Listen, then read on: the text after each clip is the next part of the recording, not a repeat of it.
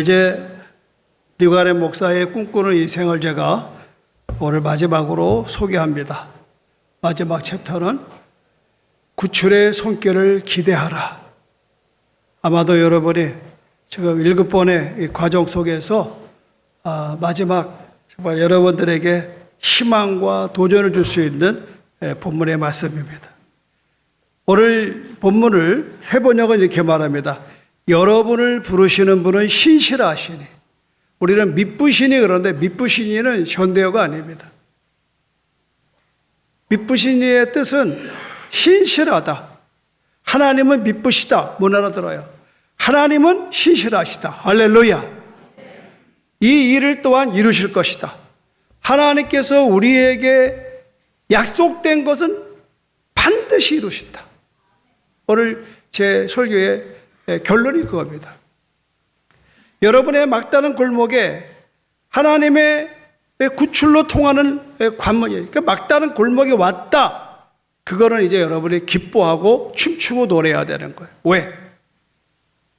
모세를 보니까 막다른 골목에 치달았을 때에 지금 이 찬송을 우리 장 목사님이 목사님 다음 주에 마지막은 웨이메이커입니다.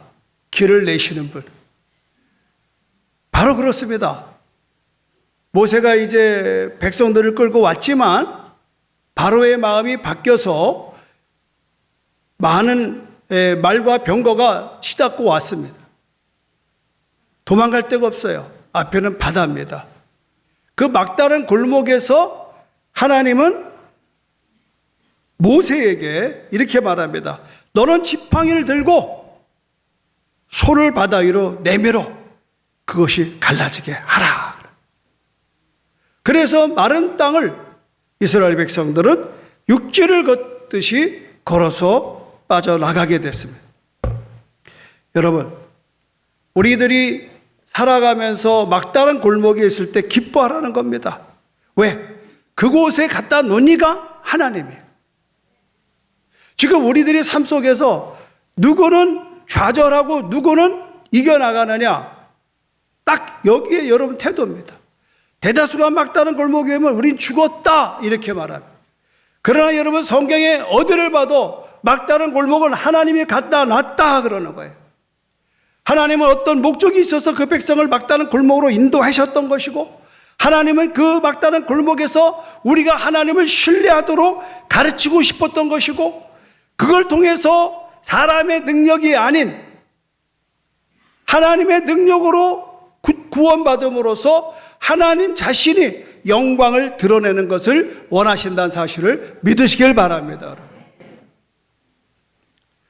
하나님이 여러분들을 막다른 골목에 몰 때에 하나님은 무엇을 가르치기를 원하는가? 그게 바로 오늘 제가 생각하고자 하는 겁니다. 먼저 여러분 마태복음 14장에 보면은 예수님이 무리를 걷는 장면이 나와요. 예수님께서 제자들을 재촉하셔서 무리를 바다에 배를 타고 앞서 건너가게 하셨습니다. 보낼 때는 낮이야. 햇빛은 쨍쨍하고 바람도 없이 아주 순풍에 돛단 듯이 이제 배가 미끄러져 갔습니다. 그런데 저녁이 되었고 이제 사경이 됐어요. 한밤중이 될 때에 성경은 말하기를 물결을 만나서 고난을 당하더라 이렇게 말합니다. 여러분, 제자들이 폭풍으로 들어간 것은 본인들이 아닙니다. 예수님이 가라 하셨습니다. 믿음으로 그들은 순종했기 때문에 여러분 그곳에 있던 겁니다. 우리는 이거를 놓칩니다. 믿습니다 하고 갔는데 문제를 만나면 믿음은 온데간데 없어지고 우리는 그냥 원망 불평만 하는 거예요. 환경만 탓하는 거예요. 환난을 당할 때, 시련을 당할 때, 풍랑을 만날 때 예수는 거기 보이지 않습니다. 그들이 생각하고 있는 예수는 뭡니까? 어디에 계십니까? 산에서 기도하는 줄 알고 있는 거예요. 그러나 그렇지 않습니다. 가라 하신 이가 함께 따라온 걸 믿으면 아멘 하시기를 바랍니다. 그분이 길을 내시는 거예요. 여러분, 기적은 우리가 가장 캄캄한 상황에 있을 때에 일어난다는 것. 보십시오. 여러분의 기적이 어느 때는 이제 죽었다, 이젠 끝장이다, 나는 더 이상 기대할 게 없다 라고 그렇게 할 때에 세상 사람들처럼 원망불평하고 울고 불는 게 아니라, 하나님, 이제 하나님의 때가 되었습니다. 하나님의 방법으로 내가 이제 이 난관을 구출의 손길로 바라볼 때가 됐습니다. 그리고 하나님을 바라보는 거예요. 여러분, 구출의 열쇠가 뭔지 알아요? 바로 감사입니다. 예수님께서 요한복음 11장에 보니까 나사로의 죽음을 보고 무덤에 갔습니다. 그런데 예수님이 돌을 옮겨 나오니까 돌을 옮겨 놨습니다. 하늘을 우러러 예수님이 기도를 드립니다. 뭐라고 그럽니까? 아버지여, 내 말을 들으신 것을 감사하나이다. 내 말을 들으신 것을 감사하나이다. 지금 이제 나사로를 살려내지도 못하고 있는데 하나님은 먼저 감사로 올려드리는, 예수님은 감사로 올려드리는, 예수님은 미리 하나님께 감사하는 겁니다. 이것이 바로 구원의 열쇠. 예수님은 기도를 응답하신 하나님께 감사드린 후에 나사로야 나오라 했을 때에 나사로가 무덤에서 나오게 되는 겁니다. 이것이 바로 하나님이 하나님의 방식으로 하나님 때에 일하신다는 사실을 여러분 아셔야 되는 겁니다. 우리는 나로 하여금 막다른 골목에 왜 도느냐라고 하지 마시고 그때 역사하는 거예요. 어떤 분이 그런 글을 쓴 걸 봤는데, 해변가에 예수님과 함께 소를 붙들고 쭉 가는데 꿈에 보니까 발자국이 내 꼬두개, 예수님 꼬두개가 나란히 가다가 어느 시점에서 자기가 힘들고 어려울 때에 예수님이 사라졌어요. 그래서 이 사람이 이제 내가 가장 힘들 때 도대체 예수님이 어디 가셨단 말인가 하고 주님 앞에 따졌어요. 그때 주님이 드리는 음성이, 너 착각하는구나. 너의 발자국인 네게 아니고 내 거다. 네가 힘들고 어려울 때 나는 너를 업어서 걸어가고 있는 중이야. 우리가 아브라함도 마찬가지입니다. 아브라함이 100세나 돼서 자녀를 낳을 수 없는 그런 상황에도 불구하고 아브라함은 믿음이 없어 하나님의 약속을 의심하지 않고 믿음으로 견고해져서 하나님께 영광을 돌리며 약속하신 그것을 또한 능히 이루실 줄을 확신했다. 아브라함은 하나님께 영광을 돌렸다, 감사했다. 우리가 중요한 것이 하나 있습니다. 어떤 일이 일어난 후에 하나님께 감사하는 것은 말 그대로 감사해요. 그러나 어떤 일이 일어나기 전에 하나님께 감사하는 것은 믿음이에요. 우리가 감사할 게 생겨서 감사하는 걸 감사해요. 그러나 하나님의 구출의 손길을 기대하면서 아직은 일어나지도 않았는데 하나님이 나를 그렇게 할 거라고 믿고 드리는 감사, 이것은 믿음의 역사인 걸 믿으시기를 바랍니다. 여러분, 하나님이 장차 행하실 것하고 여러분 믿으십시오. 여러분의 삶이 지금 막다른 골목이 있다 할지라도 감사는, 저는 그래서 이렇게 기도합니다.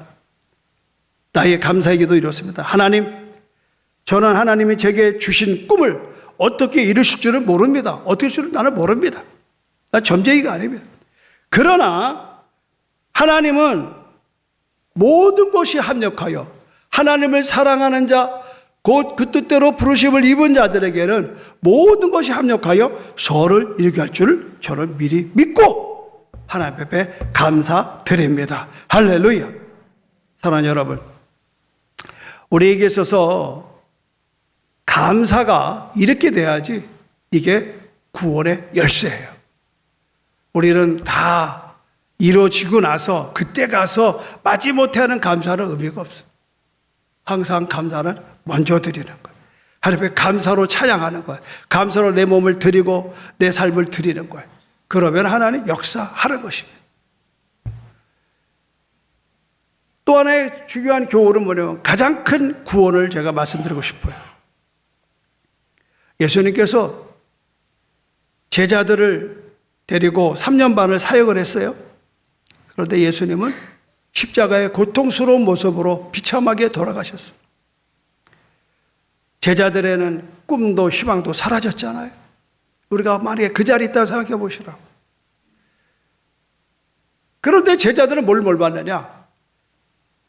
막다른 골목에서 죽음에서 부활로 바꾸는 전문가가 예수 그리스도라는 사실을 미처 몰랐던 것. 우리도 마찬가지. 우리는 그때 끝에 가서야 아하 그러는 거예요. 여러분 이제 그러지 마십시오.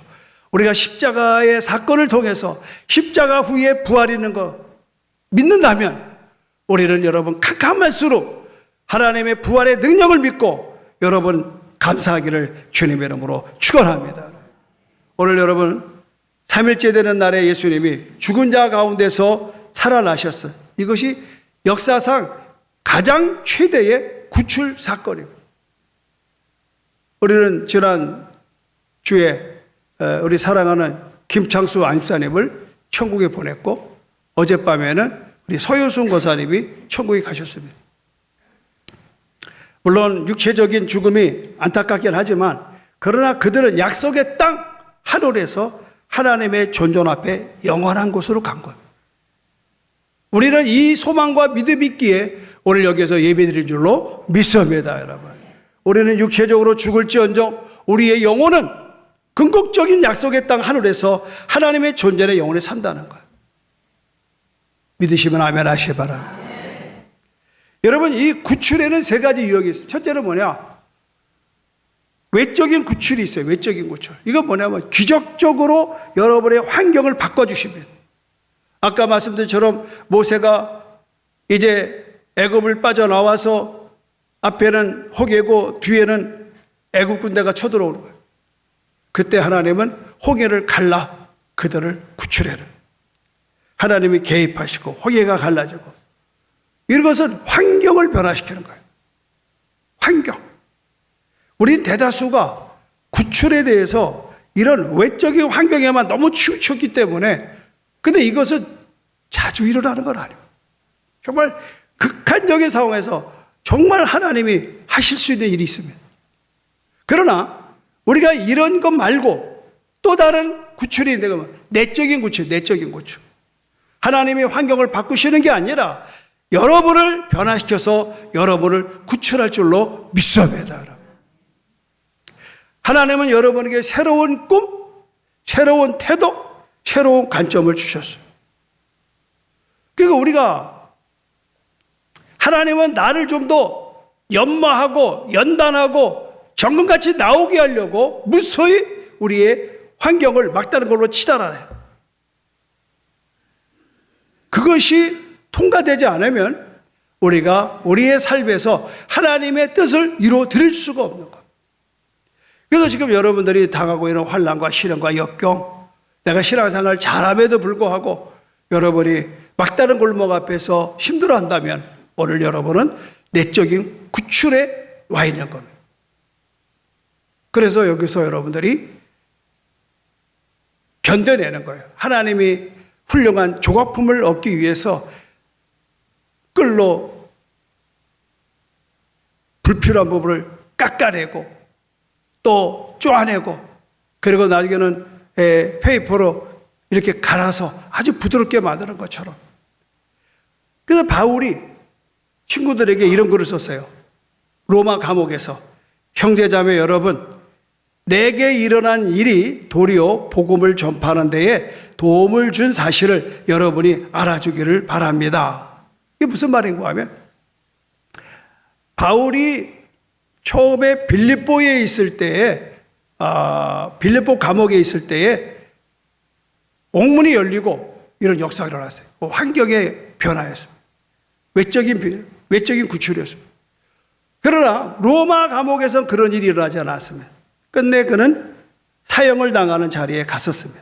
그런데 이걸로 인해서 바울은 하나님의 복음을 전파하는 일에 자기가 쓰임받았다는 사실을 그는 기뻐했다라고 합니다. 바울은 그의 고통이 더 큰 목적이 있음을 아는 거예요. 아, 내게 당하는 이 고통은 하나님의 더 큰 목적이 있구나. 이걸 깨달으니까 바울은 자기의 꿈이 지체되더라도, 난관에 봉착되더라도, 그리고 막다른 골목에 잘 도착되더라도 그는 흔들리지 않은 거예요. 더딜지라도 인내하는 거예요. 왜? 하나님의 더 큰 비전, 하나님이 나를 이곳에 넣은 목적을 그는 알았기 때문에 묵묵히 목을 내민 겁니다. 세 번째로 하나님이 우리에게 보여주는 궁극적인 구출의 형태는 뭐냐면 하늘입니다. 하늘. 하나님은 이 세상에서 모든 고통을 다 없애주겠다고 약속하지 않았어요. 우리 굉장히 곤란한 게 뭐냐면 저기 뒤에 우리 지금 서귀포 우리 오늘 응급실 실자리 앉아 계신데 아파 죽겠어 가요. 일단 가고 봐야 돼. 그런데 당장 낫는 게 아니에요. 당장 낫는 게. 우선 급한 대로 뭐 진통제에 놓고 해서 넘어가지만 그 병의 근본적인 치유가 되는 과정이 있어요. 근데 우리는 그냥 당장 해내래. 당장 해내래. 그건 안 되는 거예요. 여러분, 하나님이 여러분의 모든 고통을 다 없애주겠다고 약속하지 않았어요. 여러분이 원하시는 방식으로 모든 문제를 해결하겠다고 약속해 준 적도 없습니다.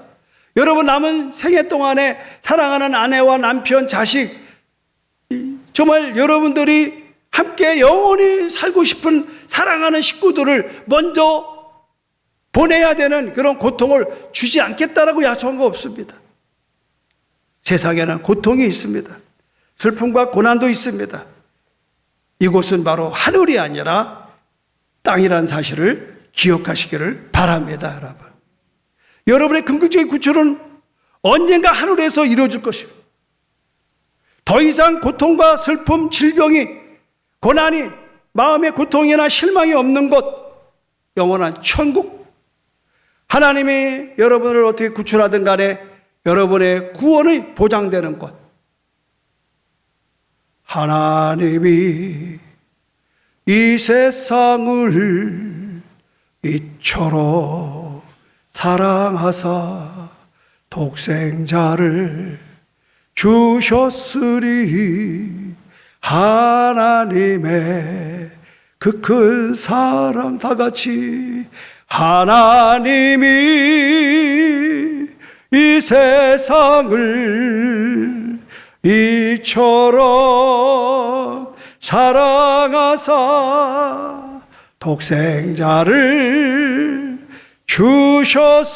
주셨으니 하나님의 크신 사랑.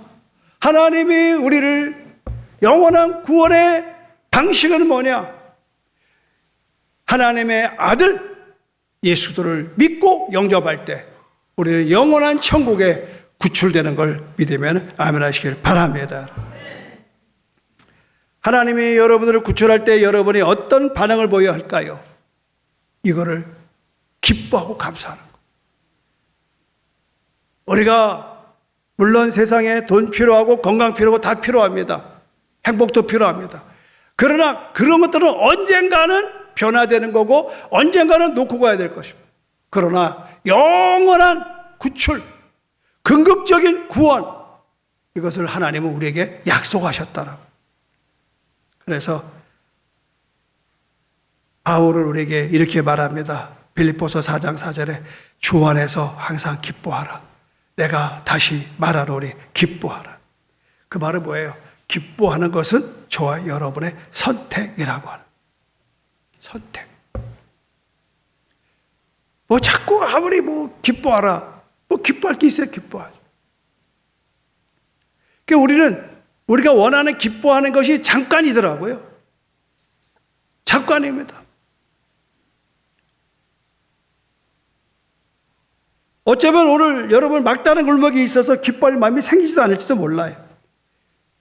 여전히 여러분 상처투성이고 기도해도 응답도 없고 여전히 지금 내 꿈은 이루어지는 것이 멀어질 것만 같고 내 꿈은 이제 실현이 안 되고 결국은 희망을 잃어버리는 상태인지도 알 수 없어요.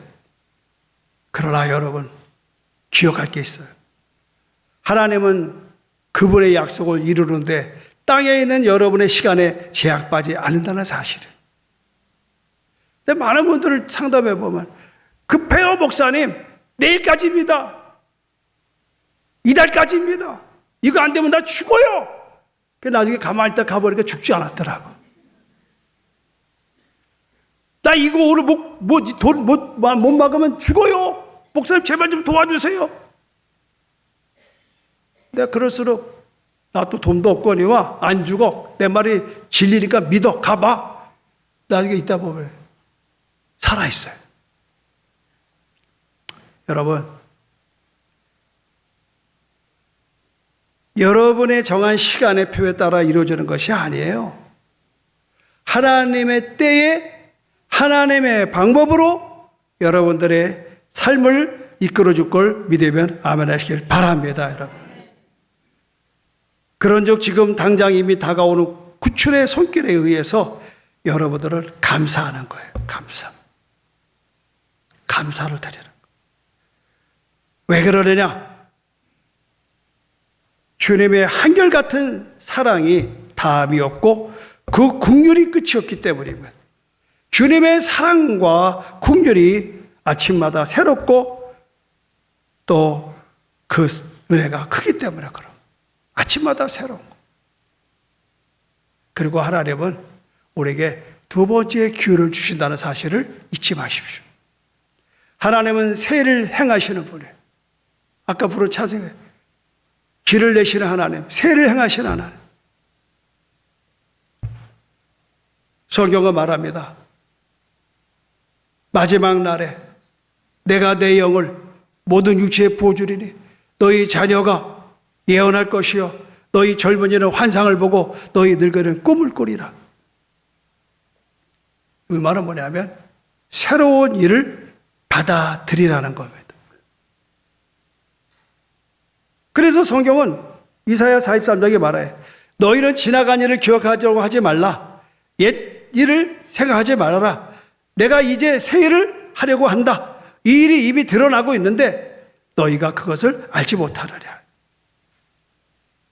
여러분, 제가 이 설교 처음 할 때 어느 젊은 집사님이 저한테 이메일을 보내고 왔어요.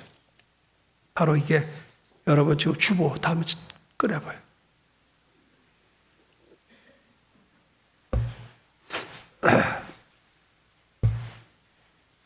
제가 한번 낭독해 보겠습니다. 사무엘 울만이라고 하는 작가가 청춘이라는 글을 썼어요.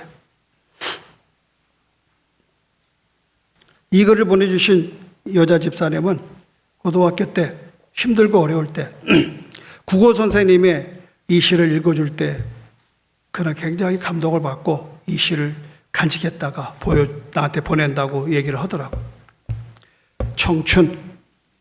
청춘이라는 인생의 어떤 한 시기가 아니라 마음가짐을 뜻하나니 장밋빛 볼, 붉은 입술, 부드러운 무릎이 아니라 풍부한 상상력과 왕성한 감수성과 의지력, 그리고 인생의 깊은 샘에서 솟아나는 신선함을 뜻하나니 청춘이란 두려움을 물리치는 용기, 안이함을 물리치는 모험심, 그 탁월한 정신력을 뜻하나니 때로는 20살 청년보다 60살 노인이 더 청춘일 수 있네. 누구나 세월만으로 늙어가지 않고 이상을 잃어버릴 때 늙어가나니 세월은 피부에 주름을 늘리지만 열정을 가진 마음을 시들게 하지는 못하지. 근심과 두려움, 자신감을 잃는 것이 우리 기백을 죽이고 마음을 시들게 하네. 그대가 젊어 있는 한 60이건 15이건 가슴 속에는 경이로움을 향한 동경과 아이처럼 왕성한 탐구심과 인생에서 기쁨을 얻고자 하는 열망이 있는 법. 그대와 나의 가슴 속에는 이심전심의 안테나가 있어 사람들과 하나님으로부터 아름다움과 희망, 기쁨, 용기, 힘의 영감을 받는 한 언제까지나 청춘일 수 있네. 영감이 끊기고 정신이 냉소에 눈을 덮이고 비탄의 얼음에 갇힐 때 그대는 20살이라도 늙은이가 되네. 그러나 머리를 높이 들고 희망의 물결을 붙잡는 한 그대는 80살이어도 늘 푸른 청춘이네.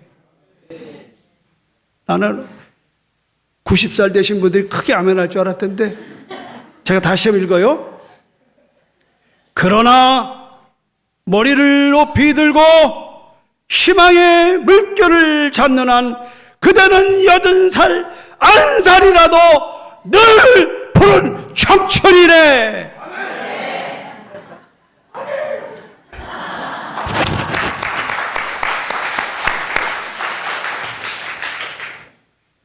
여러분, 하나님의 신뢰를 꼭 잡으십시오. 제가 이 시를 전달받고 이걸 언제 한번 써먹어야 되나, 오늘 바로 써먹는 날이 됐어요. 여러분, 하나님 때 하나님의 방식으로 하십니다. 여러분 평생에 하나님 앞에 제대로 사용돼 보지도 못하고 그럭저럭 살다가 그럭저럭 가야 될 수밖에 없는 운명. 여러분 그렇게 살지 말자고. 지금은 나이가 숫자에 불과한 것. 제가 이렇게 젊은 목사를 만나보면 정말 한심해. 꿈이 없어.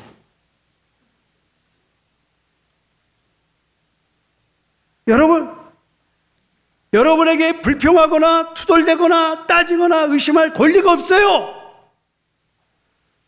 왜냐하면 여러분이 하는 게 아니라 하나님이 하시기 때문입니다. 할렐루야. 하나님은 신실하십니다. 그러므로 여러분이 하나님의 꿈을 꾸는 인생이 된다는 것은 여러분을 향한 하나님의 꿈을 찾으세요.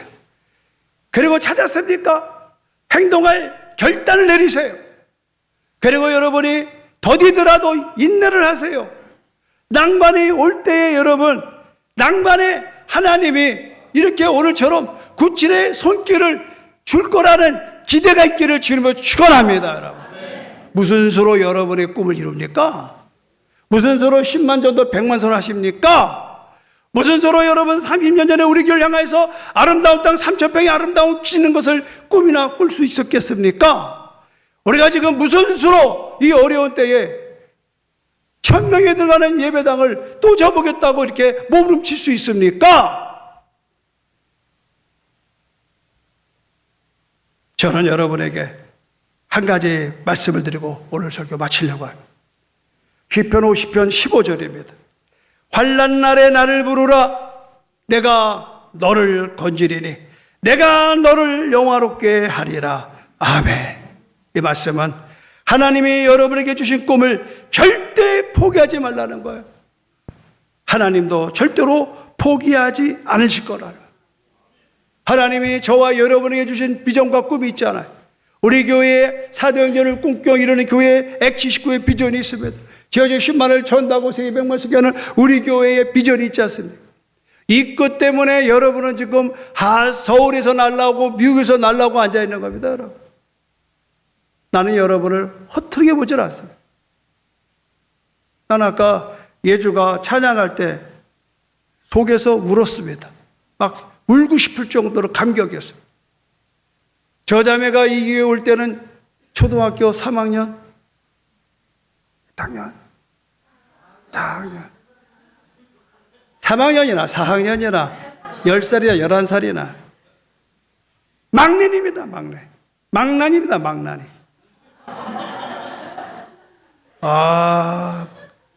무서웠습니다. 땡깡 피면 말릴 사람이 없었습니다. 저게 사람 되겠나.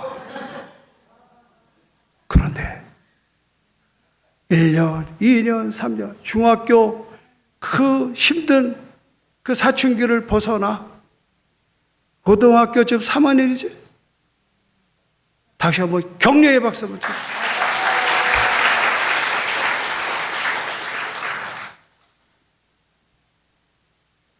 우리 학생들이 이렇게 아름다운 예배자한테 누가 알았냐? 나는 정말 요새는요, 밥 안 먹어도 배가 안 고파. 잠을 안 자도 안 피곤해. 왜? 우리의 다음 세대가 이렇게 우리 형편에 맞게끔 다 여기서 자라서 태어나서 여기서 자라서 이렇게 좋은 믿음으로 자라는 이 아이들이 얼마나 꿈이 큰지 알 수가 없어. 여러분, 우리 아이들이 꿈을 포기하지 않는 한 우리도 저들을 향한 꿈이 포기되지 않기를 주님을 축원합니다. 이 아이들은 우리의 아들, 딸들입니다. 송성환 목사님의 딸이 아닙니다. 우리들의 딸입니다. 할렐루야. 점점 하나님은 우리 교회를 향하신 비전을 지금 드러내고 계시다 이 말입니다. 드러내고 계시다. 환난 날에 나를 부르라. 내가 너를 건지리니 내가 너를 영화롭게 하리라. 아멘.